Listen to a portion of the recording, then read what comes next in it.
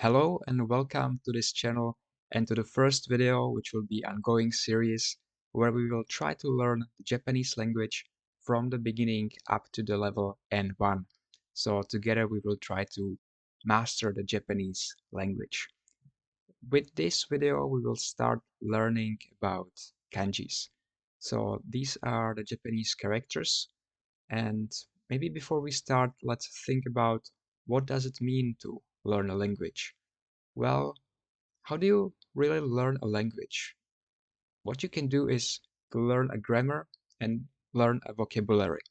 That's really the only two things you need to do to learn a language. Everything else is just a practice.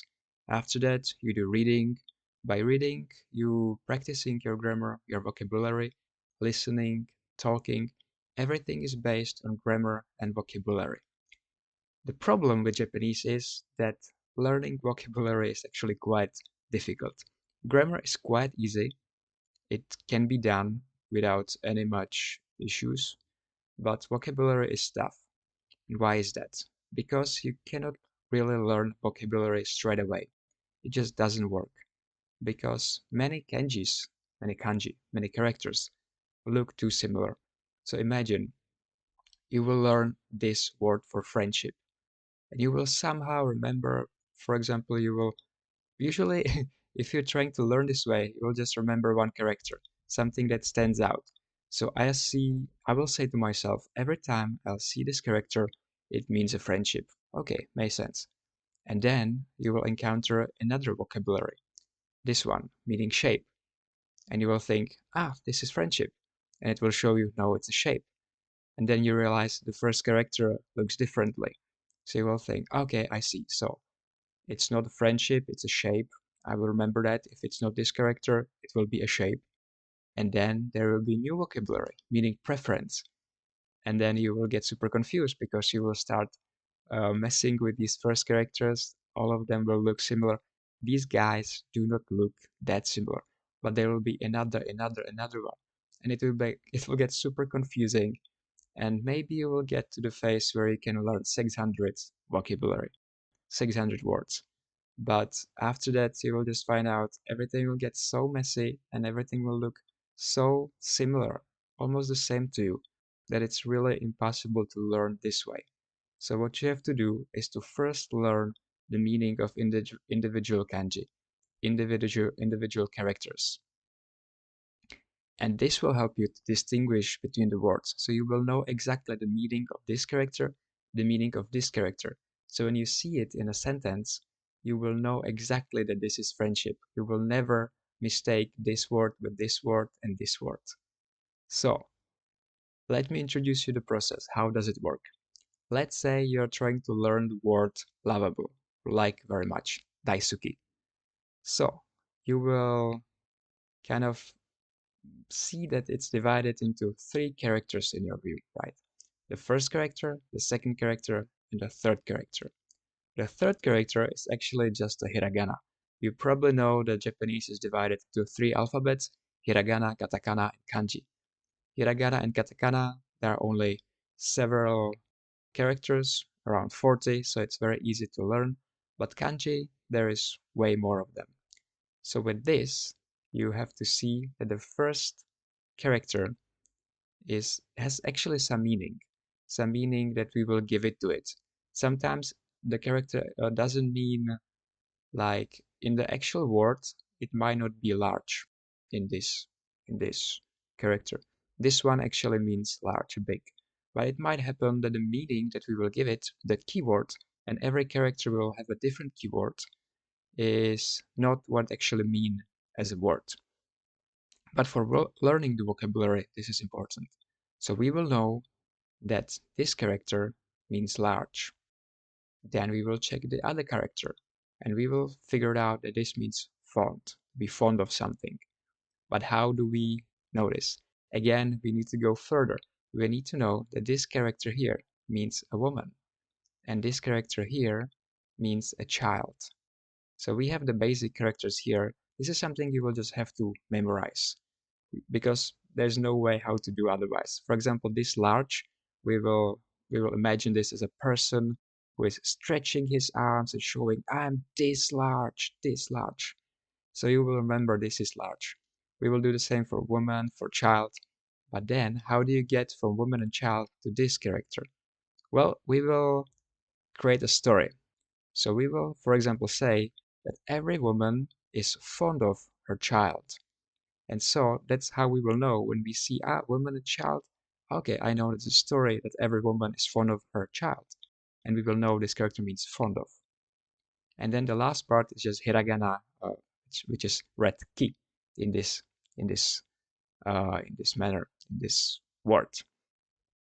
So now you finally know it's large and font, and then you will have to come up with some story to remember, uh, to remember, to help you remember this word means lovable. Well, if you are fond of something very largely, if your font is this big, then you like it very much, right? You're very lovable. And so this is the way how you remember the the vocabulary. And I will help you with these stories. That's what these lessons are about. So we will learn the grammar, we will learn the vocabulary, but we will first need to learn the meaning of those characters. So what we will learn? We will learn the 2,200 characters that Japanese students learn in schools. Those are the characters that are used in everyday language. So if you want to read a newspaper, for example, you will need those characters. And if you want to master Japanese, meaning if you want to pass the N1 JLPT level, the highest certificate in Japanese, you will need this amount of characters because all the vocabulary and all the grammar is using these characters. They are also called choyo kanji, daily use kanji, or the kanji that are like very often used basically. And so that's what we will do. This is enough to read Japanese news, enough to pass JLPT N1. And after we master those, we can finally start with grammar and vocabulary. So that's the plan.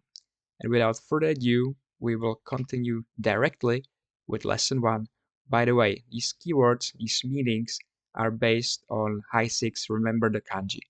So there will also be indexes. So if you have the book or if you use other resources online and you want to check individual characters, you will find out those characters based on indexes. You'll just write index 3, remember the kanji, and you will find that character. So in this lesson, we will check the first 5 characters. Let's do it. All those lessons, all those PowerPoint slides will look the same, so let me just introduce you a bit to the structure. Here you can see that we are on the lesson number 1. There is also index, the first index, right? The first index of the character. So this character has the index number 1. You see the kanji here, which is how the character looks like. You will see the meaning written here. Every character will have one meaning, one keyword. That's very important. And then there are some primitive meanings. What this means that when we are learning another character, we might use this character to help us remember the new character. And in this case, in the new character, the meaning of this character can either be one or floor or ceiling in this matter. Usually the characters only have one meaning, so they don't have any primitive meanings. By the way, primitive is just the character that is used inside of another character. But in this manner, because like this kanji is used a lot as a primitive, we gave it also some primitive meaning. So you can imagine it as you have this character for one, and then you have some blah blah blah blah, some character, right? And we call this ceiling because it's on top of a character. So it's easy for us to remember this. Then there will be another character, and it will have the character for one down here. So we will call it a floor, again, just to make it easier to remember for us. Then we can see the primitive used. There are no primitive used because it's very simple, right? It's just a line. So that's it. And here we will find a story that will help us remember the character. Again, here, because this is very simple, we don't really have a big story. You can just remember this by saying 1 down, 2,199 to go. and there will always be the same color in the story, in the primitives used, and in the kanji meaning. So you will know that 1 in the story refers to the 1, the meaning of the character, and it refers to the how kanji looks like. So I hope now you will remember the very first kanji, very first character that means 1. And after 1, of course, there is number 2. And number 2 is nothing more than just 2 lines. So if you add one more line, you have 2 lines, and it actually means 2. Very simple. These few lessons, the very first few lessons, will be very simple, but it's good. It's an introduction, and we need to start slowly. Then we have another character, and this character means 3, unsurprisingly. But here we can introduce the primitives. So, how does this character came to being? Well, it's simply character for 1, character for 2, which gives us 3, right? So which primitives we used? We used the character 1 as a primitive, which is this one. We used character 2 as a primitive, which is this one. And we combine it, and we said 1 plus 2 equals 3. So basically, number 3 is just 3 lines. Very, very simple. And we can continue. By the way, guys, I just noticed the indexes here are not changing. I will fix this. In the PowerPoint, it will be correct. Yeah. So the next kanji we have, the fourth one, is number 4. And you can see now it's getting a little bit more complicated. This character consists of 2 primitives. And you can see that one of the primitive is mouth. Now, usually we would learn this character first, because this is also another character. It will be one day, it will be here. We will say the meaning is mouth.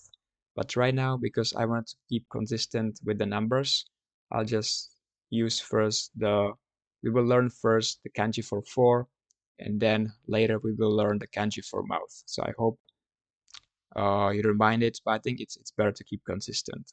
So this primitive used also means mouth as a character. But there are other primitives that doesn't have any meaning on its own. And the example is here, human legs. We will call this human legs.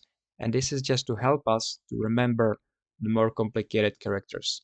So again, if you write this one, it's actual character, actual one of the 2200 kanjis that we will learn, and it means mouth. This thing doesn't mean anything. This is just something that will help us to remember the more complicated characters.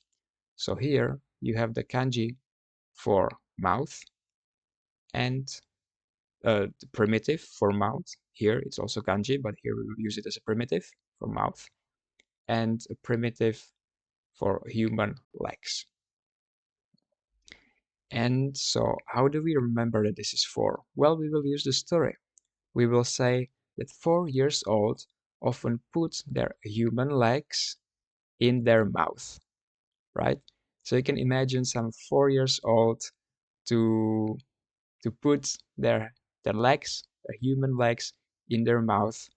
You can really try to vividly imagine it, and then you will remember that this means 4.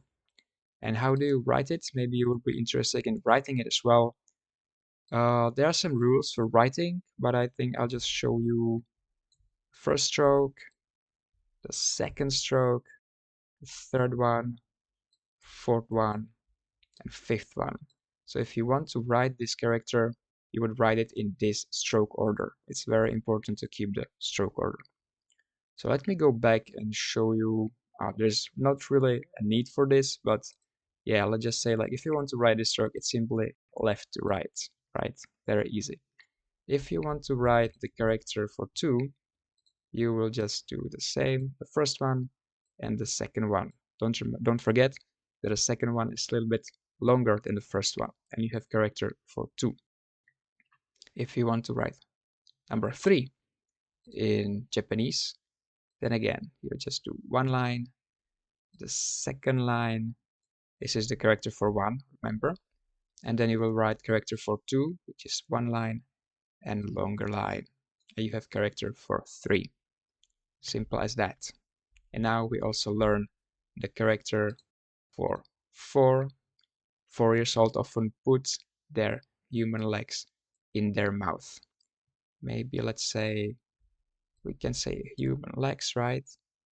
And they put it into their mouth. But this is not how you write it. You have to use the correct stroke order, which would be 1, 2, 3, 4, and 5. This way, the Japanese people will actually have easier time uh, to understand your writing. If you use the correct stroke order, not only it's better for your memory, it's easier to memorize, but also you're giving Japanese people or everyone else a chance to be able to read what you wrote. But the reading is not really essential. What I'm really trying to do here is to help you remember these characters. So if you don't want to write it, it's totally fine. You don't really use it in daily life in Japan. You use computers or phone, and the things that you use to write, like your name, address, you will remember very, very fast. So no worries about it. Just remember that every 4 years old often put their human legs in their mouth. So it's number 4. And the last character we will introduce today is 5, meaning 5. So what does this kanji consist of? It consists of primitive 3. As you can see, this is just a 3. And it also consists of 2 vertical lines. Sometimes it happens that we cannot we cannot say that this character means something. So we will just, in these simple characters, we will just use something like this. We have number 3 plus 2 vertical lines, which give us number 5. We can also remember this, that there are only 5 lines, right? 1, 2, 3, 4, 5. We have 5 lines, we have number 5. But the stroke order is a little bit different. You just write it like this, then you continue with this one, this one, this one, and this one. So again, let me show you 1 stroke, 2nd stroke, 3rd stroke, and 4th stroke. Oh my gosh, it was almost perfectly. Oh no, it's okay. It's okay. Actually, if you wrote it in real life, it wouldn't be this straight. It would be more like a little bit up. These horizontal lines would be a little bit up sometimes, but it's okay if not. We're just learning how to memorize it. So this kanji means 5, and that's it. We learn the first 5 characters. So now what you can do is to use Excel to help you remember those. Let me show you. Here I have Excel that will serve us as a database of our learned kanji. So here you can see the index of the kanji that will be correct in the PPT when you can access it. You can see the lesson of those kanji that we have learned, and you can see how the kanjis looks like, how the characters looks like, what is their meaning of the characters, and if they have some other meanings used as a primitives. And here you can see the story that we used in the presentation as well, and the colors are also the same as in the presentation. So the red one is always the kanji and their meaning, and the blue one or other colors will be the primitives used. On the next list, there will be the primitives. Primitives here will be the pictures that are not a real character slide, right? So as I said, this means human legs only as a primitive. It doesn't have meaning on its own. If you write this in Japan, no one will know what it means. It doesn't mean human legs as a character. It's just something to help us to remember those characters. The next page here, you will see your progress. So, we have 2,200 kanjis to learn. Today, we already learned 5, which is great. So our progress is 0.23%. It doesn't sound very nice, very good, right? But we have to begin somewhere and eventually we will get there. So there will be total of 56 lessons. This is the lesson 1, only part 1. I believe there are around 15 kanjis in the lesson one. So, there will be a lot of kanjis, but we will get it. We will get through it. And we are working on lesson one. We haven't finished yet. We are working on it. But when we finish the lesson one, we will be almost at 2%. But really, the most important are these statistics. 5 out of 2,200. It's good. And then the next list will be the Hall of Fame. Here we will see all the learned kanji, all the learned characters and their meanings that we have done. So right now we can see the 5 characters that we learned today. 1, 2, 3, 4, 5. I'm not just counting, I'm telling you the meaning. And yeah, this will look very beautifully as we go through this together. And then the last thing, the last list we have here is a kanji game that I prepared for you. So some of you might be familiar with the SRS system, space repetition system, when there's some algorithm that is helping you to basically revise what you learn. So you learn a word, and if you guess it correctly, then it will remind you in 3 days to guess it again. If you guess correctly, then it reminds you in 7 days, and so on. But sorry, but I actually don't like this because it's quite stressful.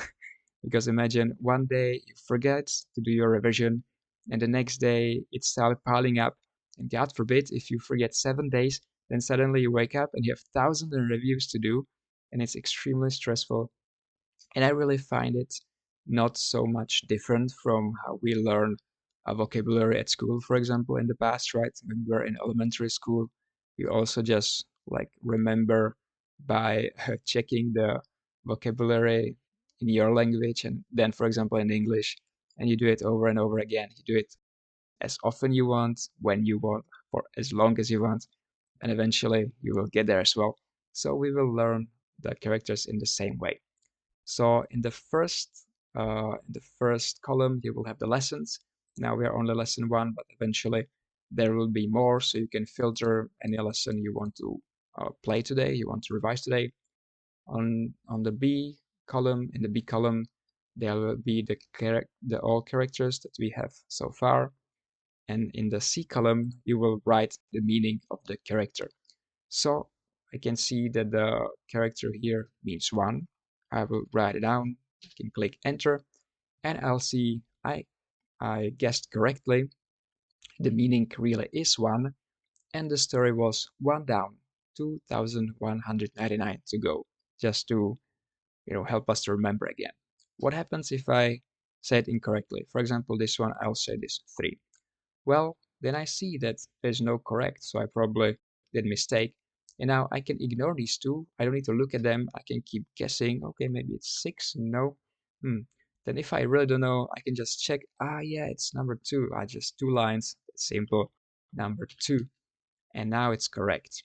So this way, you continue 3, 4, and 5. And that's how you will be done with it. You did your revision.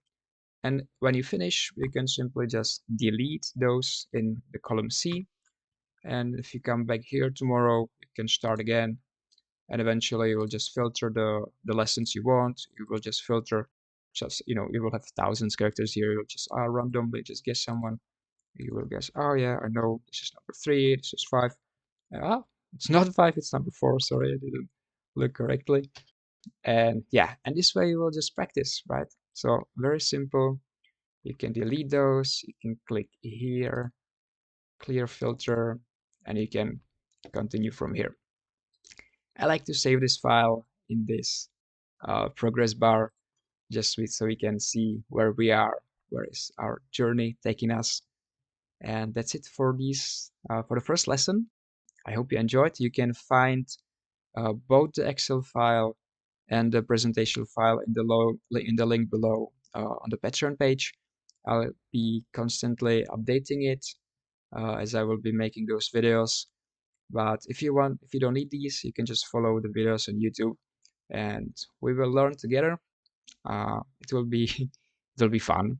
It will be hard, but it will be very rewarding. If you learn language like Japanese, you will have access to the content that is just so different, or might be so different from your home country if you live in Europe or US or some country in this spectrum of the world. You will have access to completely different way of thinking, and it will definitely enrich you a lot. So I hope you will stick with this. I hope you will learn it, and I hope this will be beneficial for you. Okay, guys, thank you very much for watching. And if you have any questions, you can ask below or just contact me anyhow you want. And I'll be happy to helping you in this journey. Okay, guys, see you next time. Bye bye.